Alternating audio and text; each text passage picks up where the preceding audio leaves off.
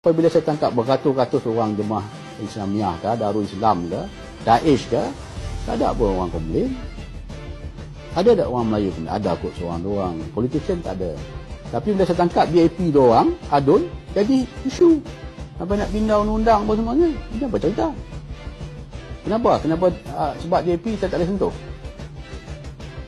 Mereka di atas undang-undang. So, kena adil lah. Dan jangan campur tangan dalam tugas-tugas kepolisian. Tiba-tiba kita tak dengar apa, satu tangkapan dibuat. Apabila tangkapan berlaku, semua media main. Ini Salafi apa semua terus timbul. Terus ketua polis buat kenyataan. Saya terus buat kenyataan lah. Datuk Ayub Khan jangan masuk campur.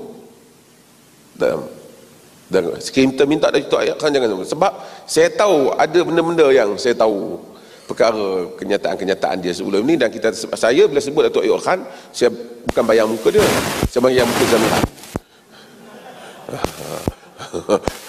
Muka dia pun saya bayang tak juga. Pasal saya nampak dua tu sama bila-bila.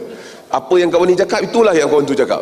Jadi penasihat dia, bayangkan ke negara mereka di Eropah semua, negara mereka tak tahan pula mereka penganas.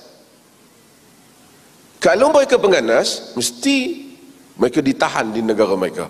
Mesti list katanya ini international punya penganas, mesti ada. Ini adalah contoh yang saya bimbang bila kita memberikan ruang yang sewenang-wenangnya membuat tuduhan kepada orang. Walaupun saya tidak bersetuju dengan school of thought mereka, tapi itu tidak menafikan mereka itu untuk mendapat hak yang adil. Apabila dituduh, mesti dibicarakan dengan cara yang adil. Mereka tu mengharapkan mereka dibicarakan. Mereka tak bicarakan, saya rasa kalau bicarakan banyak benda lain kan terbongkar. Lalu mereka dihantar balik ke negara mereka. Ini adalah salah contoh saya rasa kita perlukan satu sistem mahkamah keadilan yang benar-benar telus. Dan tidak boleh hari ini kerajaan membincangkan nak mengelakkan orang politik salah gunakan kuasa.